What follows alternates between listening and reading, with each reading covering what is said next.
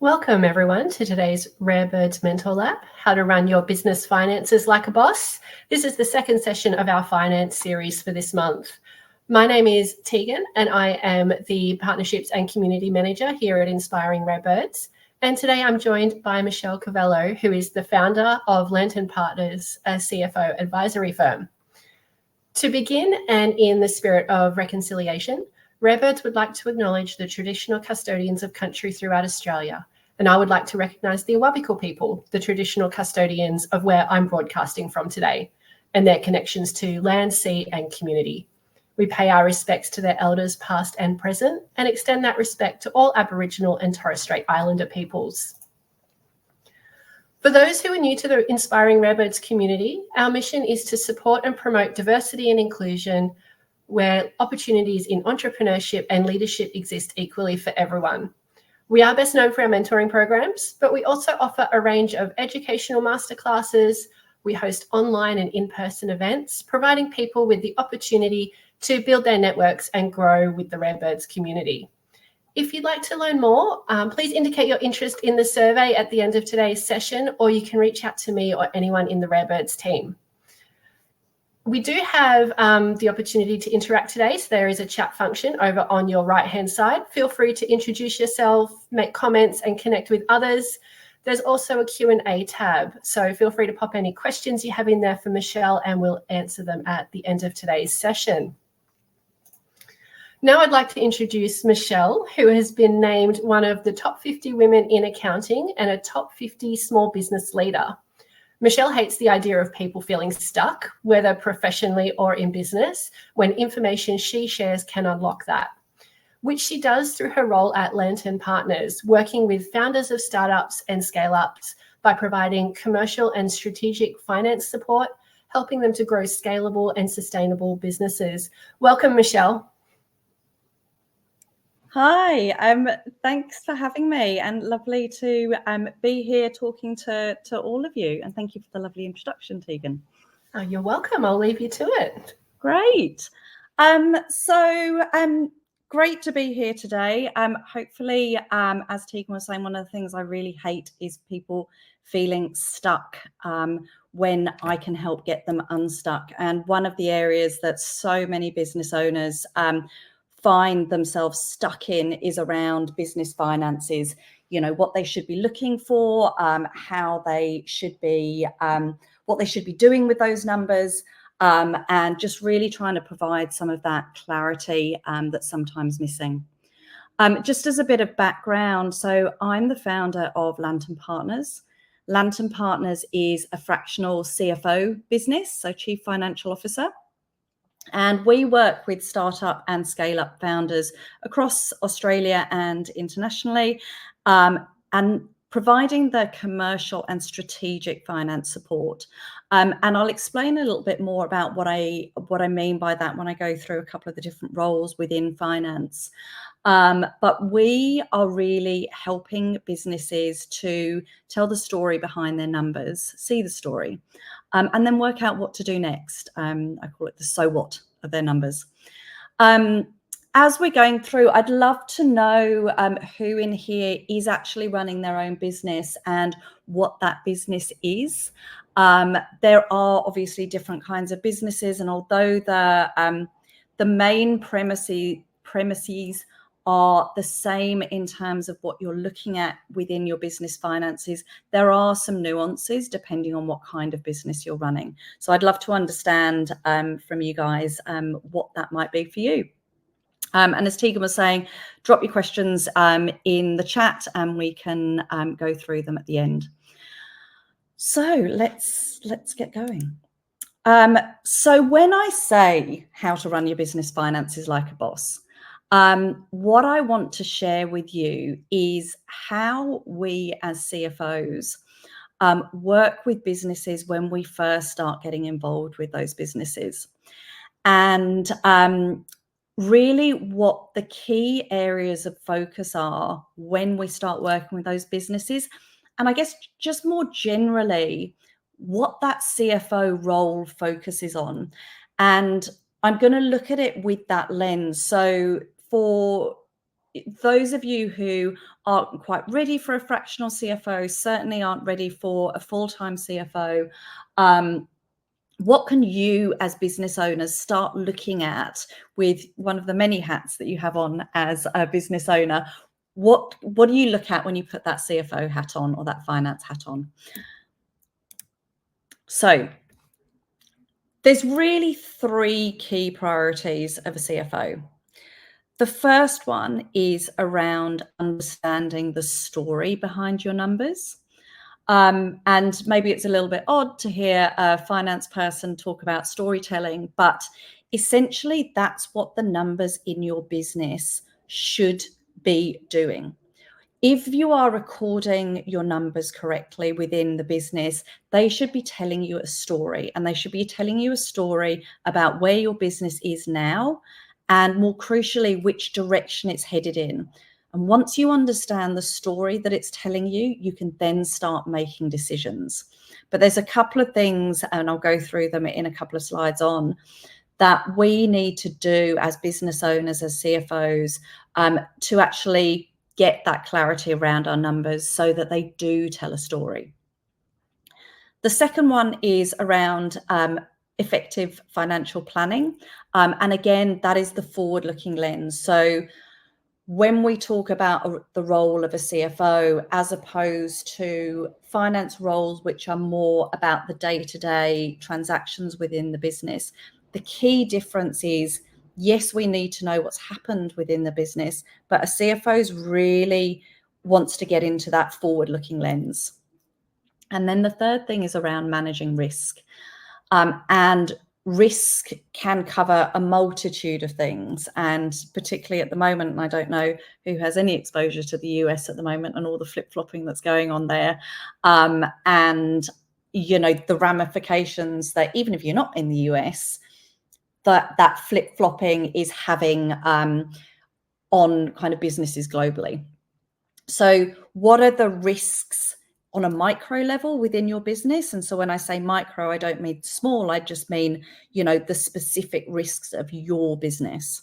And then the macro risk, which is what's going on in the economy, what's going on with your customers, what's going on globally with regulation and with compliance.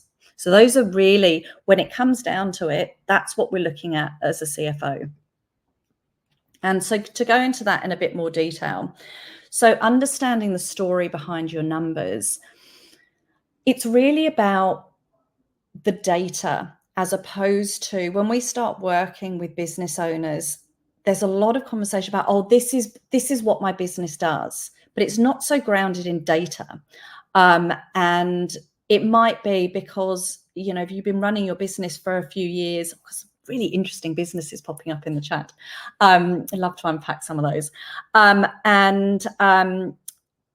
With the difference between the stories you're telling yourself and the stories the data is actually showing, those can be two fundamentally different stories.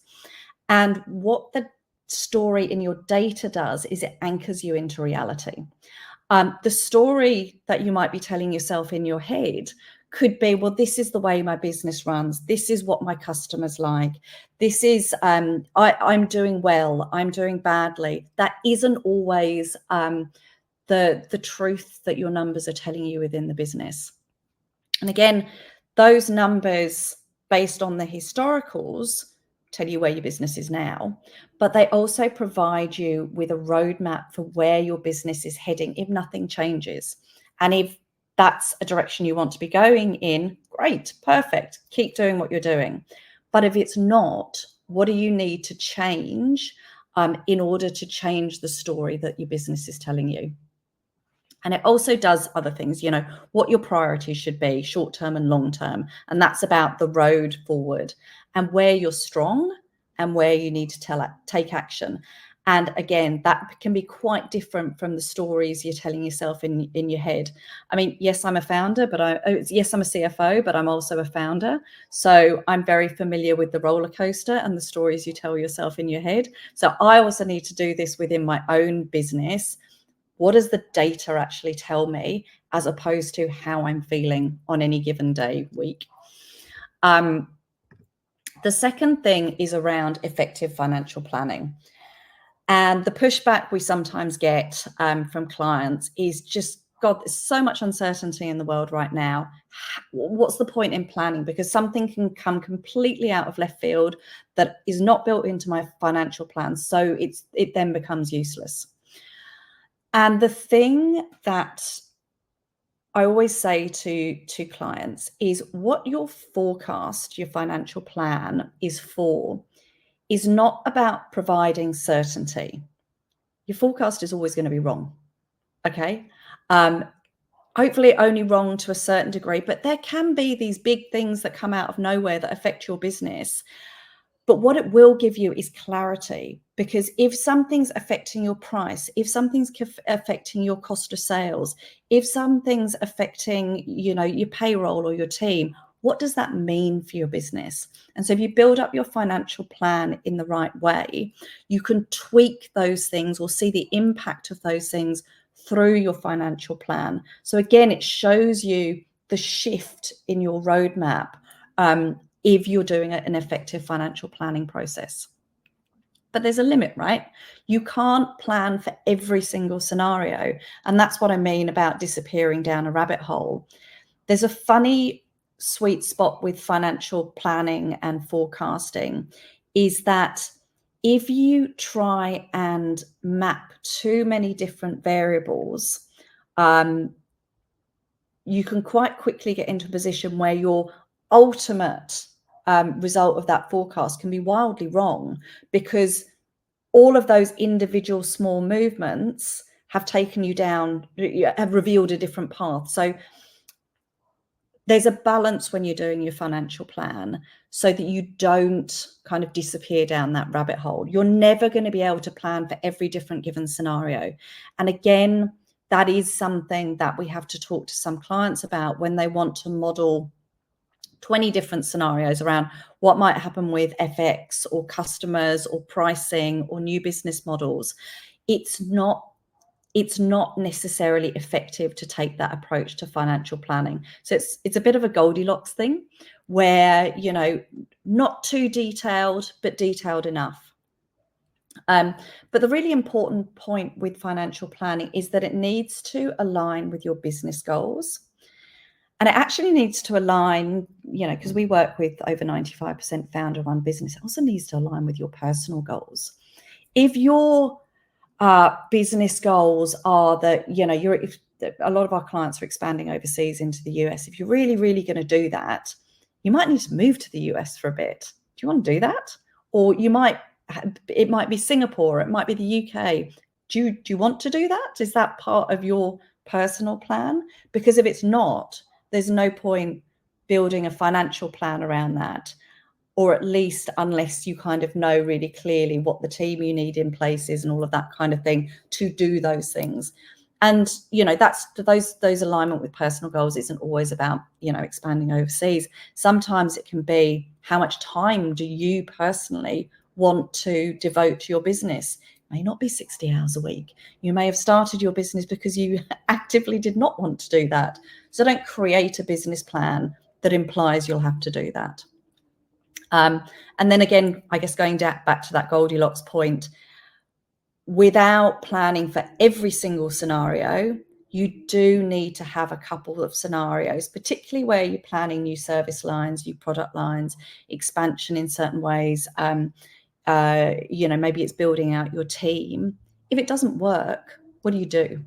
And that's what I mean by plan A, B, and C, because where your forecast is by its necessity built on certain unknowns, sometimes those unknowns don't transpire. So what do you need to adjust within your financial plan? And then around risk, really this is about, risk is the things that are going to directly impact your business. Again, whether that's on the micro level or whether it's on the macro level. And identifying your key business risks, really important. Yes, we can, of course, have industry learnings, but there are always some, and this is probably more on the micro level, there are always some key things within your business that you need to mitigate against. A couple of big ones that we work on with our clients is key man risk, woman risk.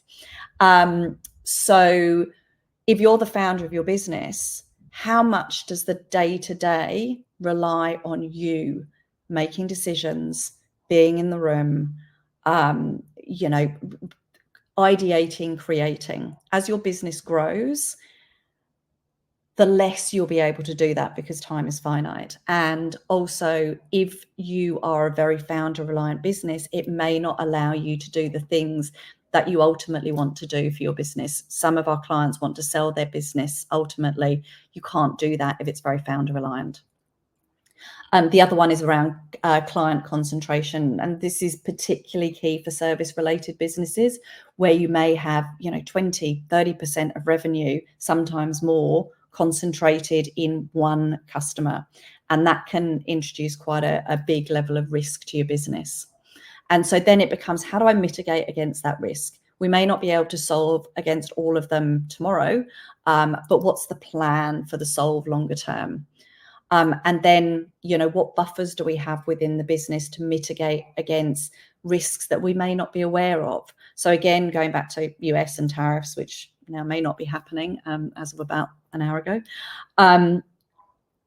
What are the buffers within your business to things like that coming out of left field that will allow you to keep operating your business despite, never having been able to foresee this?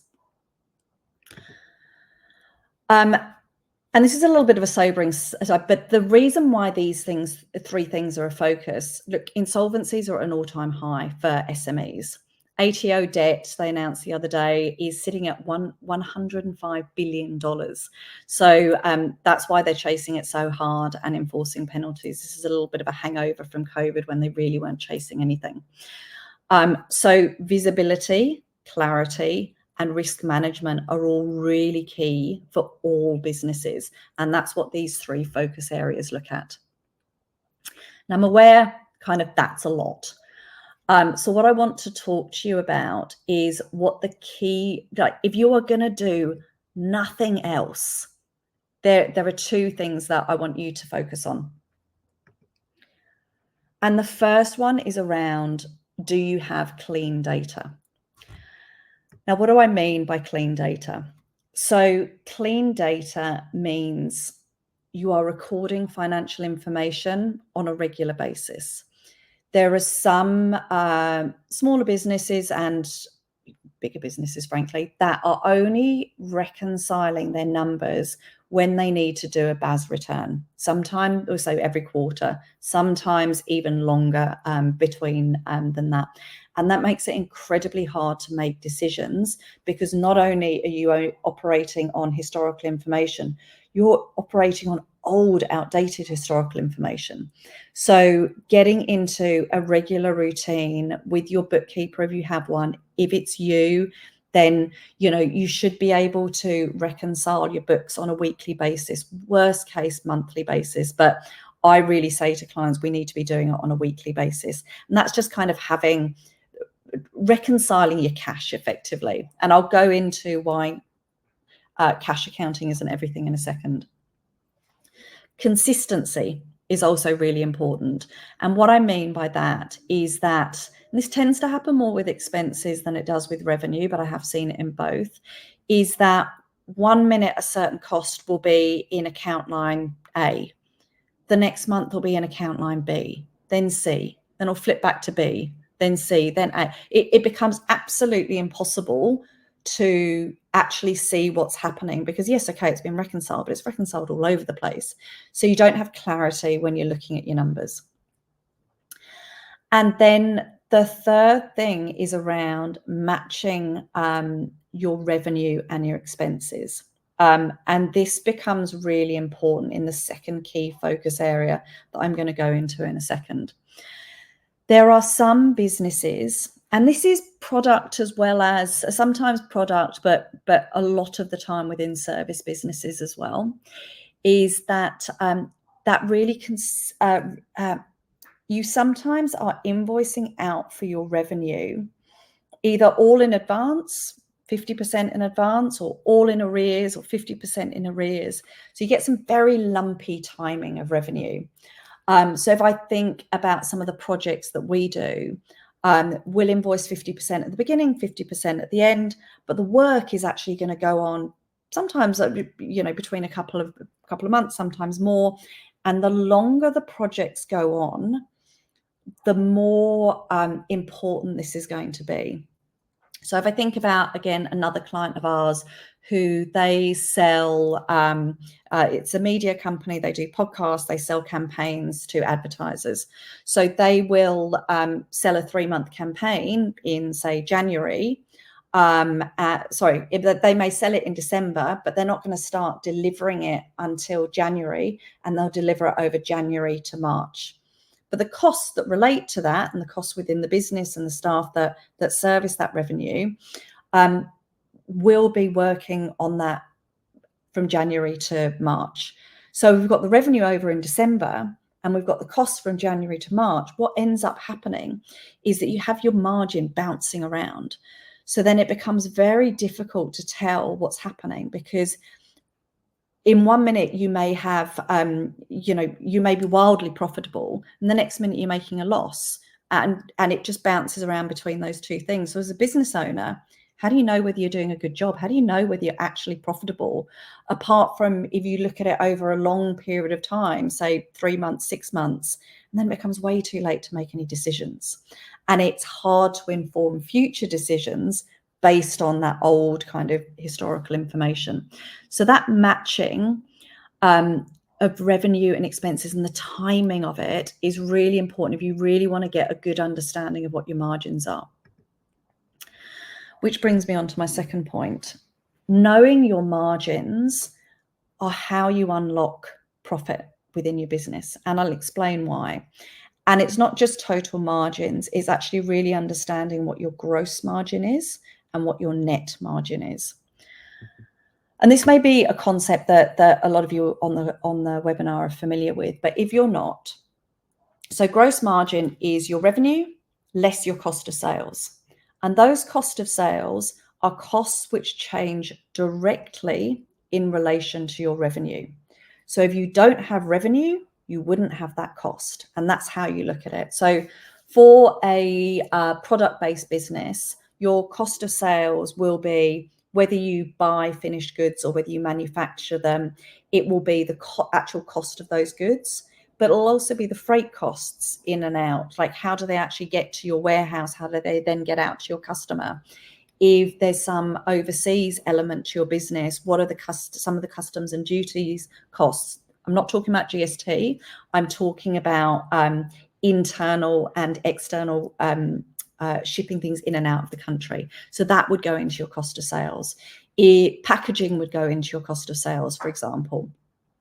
For a services business, you often get people in your cost of sales. So if you're in a business, which is, I think there was a coaching business, the cost of delivering that revenue is the person or people that are delivering that revenue. And so that will go into your cost of sales.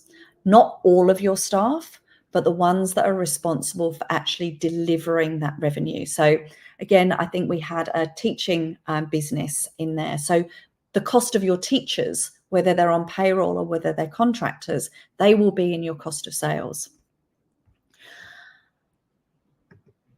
And before I flip to net margin, I'm going to leave the why is gross margin so important to the actual example slides I've got, because I think it's easier to see when you're actually looking at numbers here. But your gross margin will scale pretty much directly with your revenue. So say your revenue is $100 and your gross margin is $50. Your gross margin is $50. If you double your revenue, you're going to double your gross margin, or stay at 50%.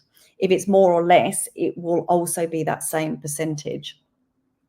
And that's really important, particularly if you have different product streams or business streams, because not every dollar of revenue is created equal. Some of the things that you do in your business will cost you more to deliver, whether that's a certain product SKU, whether that's a certain service offering. So that's where gross margin becomes even more important, is getting that product mix, service mix right within your business. Net margin is adding in all of the other costs that go below your gross margin. So that's things like if you have rent, it will go in there. If you have travel expenses, it will go in there. If you have admin overhead staff, that'll go in there. They're all the things which don't change directly with revenue. Now, of course, they will change over time. If you get twice as many staff, you might need to get a bigger office. If you want to over-index on sales, you might you might be hiring a sales team, but you'll be hiring them before you get the revenue. So there's not that direct correlation in terms of timing. And again, going back to my timing point, that's what you need to keep in mind, because that net margin is ultimately the revenue that falls down to your bottom line. And so that's also super important to track, but you want to separate the two things. So this is a little bit small, but hopefully you can see it. So this shows you, I've got a product business, and I think we're circulating the slides afterwards. We've got a product business and we've got a service business. So with this product business, and these are very, very high level numbers, but it just demonstrates why we look at gross margin and why we look at net margin. So in this business, for example, we're selling revenue at $100. We're dropping down to a gross margin of $60, so 60%. And we've got general overheads of $30. So that gives us, on $100 of sales, a net margin of $30. So what happens if we double sales? So if we have 200, we're still making a gross margin of 60%. So that's $120. Okay, so that stays consistent. But we're still only taking out $30 of general overheads. So doubling our revenue triples our net margin, and our net margin percentage goes from 30% to 45%. It's obviously a very healthy business. But that shows you why we need to separate those two things, because otherwise your assumption might be, well, hey, if I double my revenue, then I double my profit. And the answer might be a lot better than that. And similarly with a service business, again, service businesses from a gross profit perspective tend to be lower than product-based businesses. Not always, but that's why the percentages are different. Also, I just wanted to show you how a different gross margin and why improving your gross margin, so improving your cost of sales, either products you're bringing in or the cost of your staff versus the revenue that you're charging them out at, why it makes such a difference. So here, for example, $100 of revenue, gross margin of 45%, you're taking off same $30 in general overheads, you got 15% margin on $15. But if you double your revenue, you're doubling your net margin. So that's why these can be quite different. So hopefully that's given you kind of a little bit of a sense of why your gross margin and your net margin is really important. So that kind of comes to the end of my talking. I'd love to hear any questions from the group, particularly if anything didn't make sense or you need me to explain a point that I made in a bit more detail.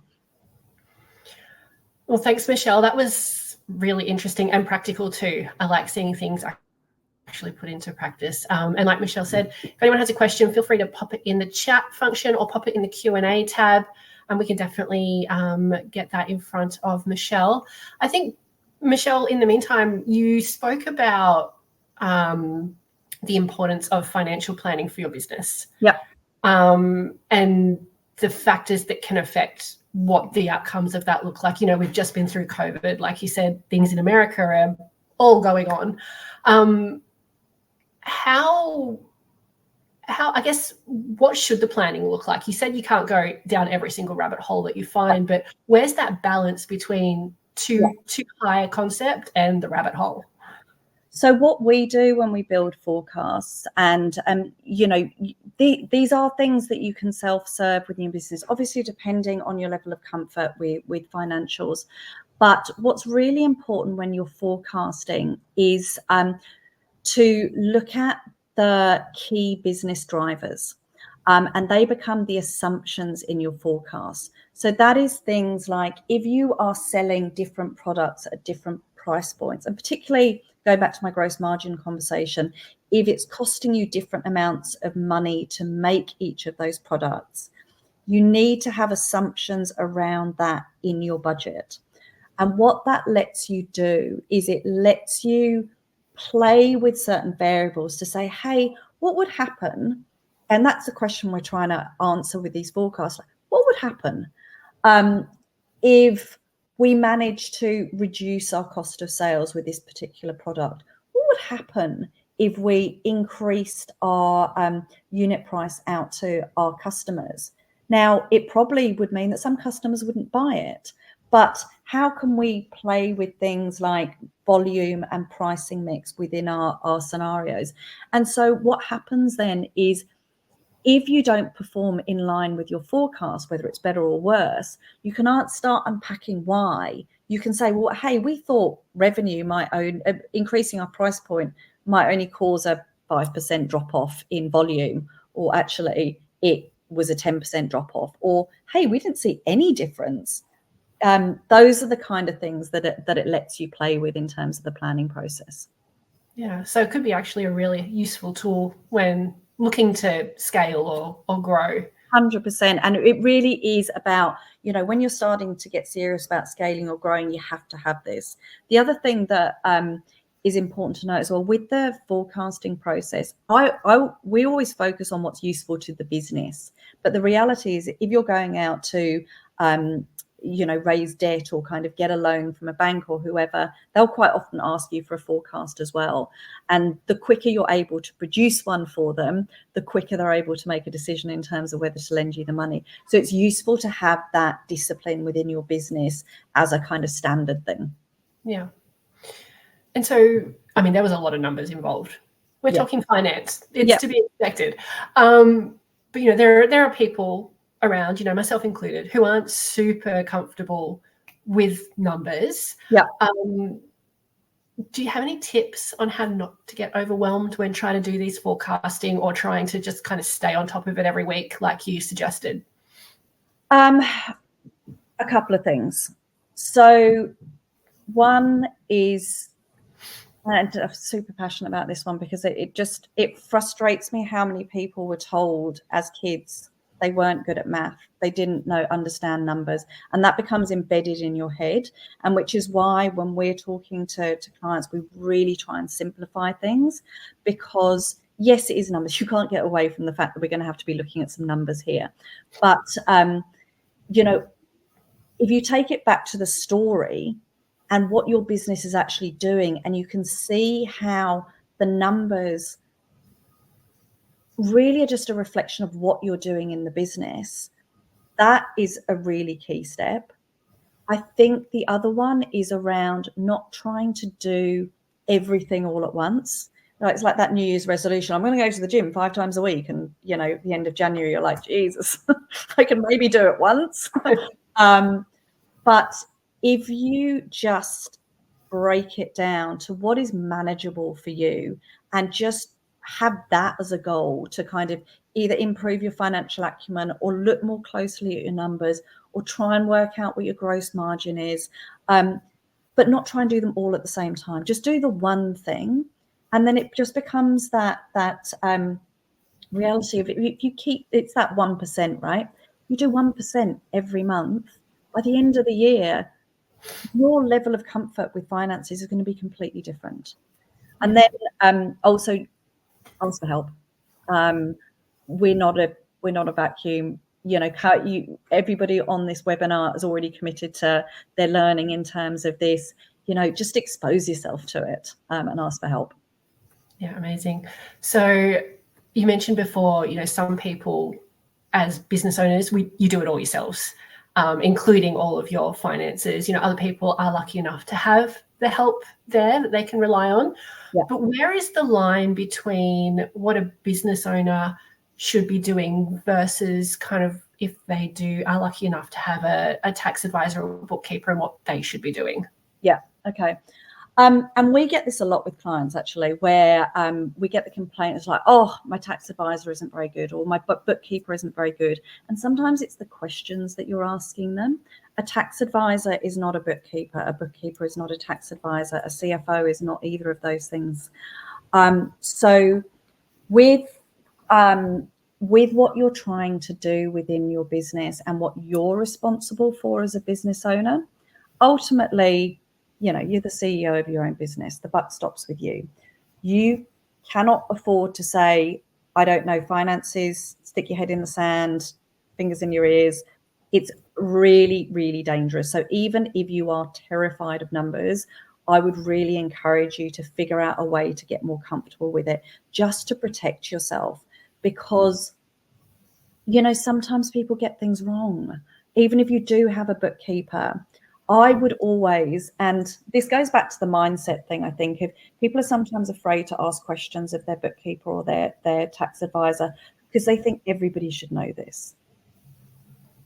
They don't, as a first point, but also I always take the approach of an annoying toddler when it comes to things that I don't know enough about, is just keep asking why until it makes sense to you.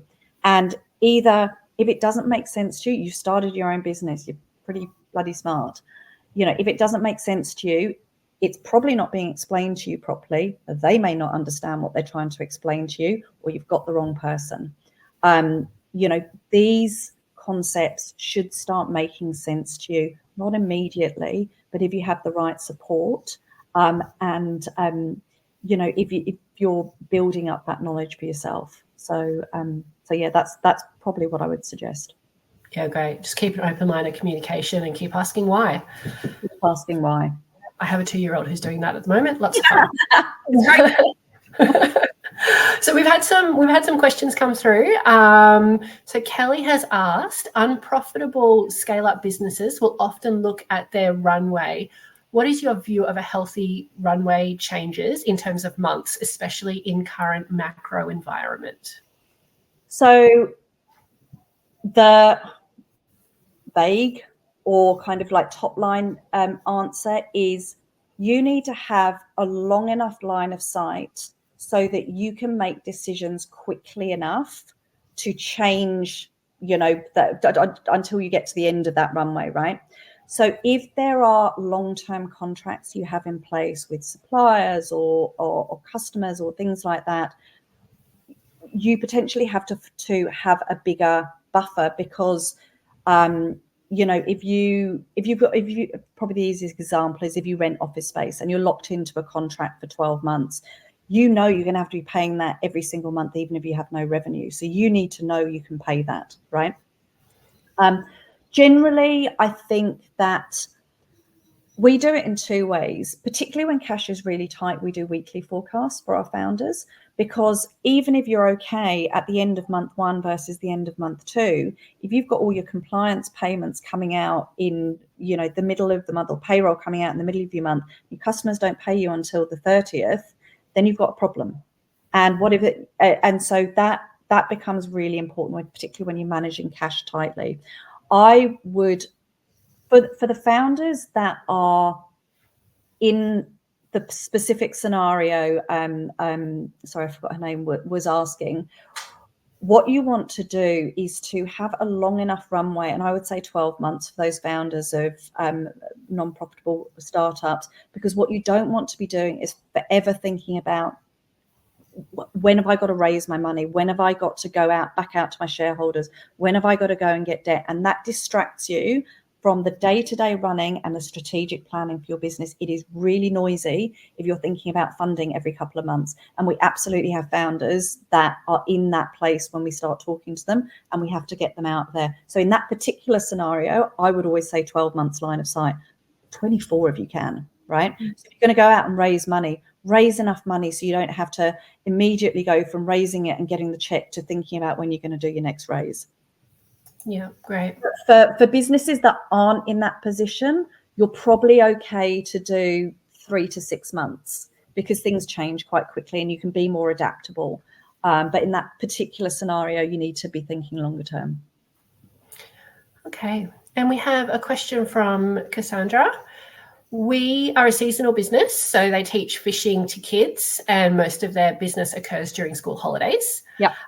It can make forecasting and reading reports difficult. Yeah. Are there areas to focus on or a good way to help with financial planning? Yeah, you need to have annual forecasts and ideally multi-year annual forecasts because, sorry, I don't know the seasons for fishing, but your revenue or your profit in high season is going to look wonderful, but it needs to fund you through the low season.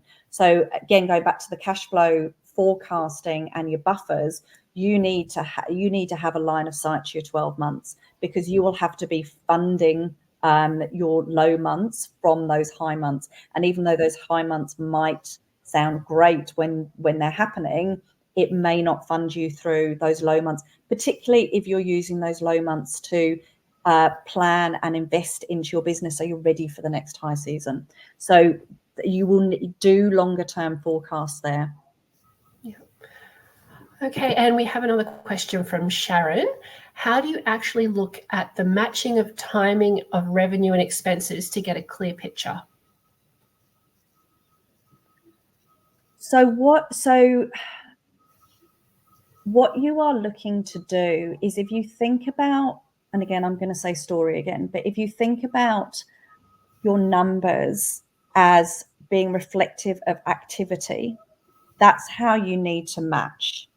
So when am I doing the thing? So if I'm going to use fishing probably really badly and you're going to be cringing, but if you are teaching fishing, right, you may receive the revenue from those courses or those workshops or those classrooms before you've delivered the workshop. But you are going to be paying potentially, I don't know whether you use contractors or employees to deliver this within the business, but you're going to be paying them either consistently throughout, or you can be paying them on or after the workshop. So again, you're going to have your revenue sitting over here early, and you're going to have your costs sitting over here. You don't know how much money you're making on those workshops if you do that. So what you want to do is you want to pull those two things together.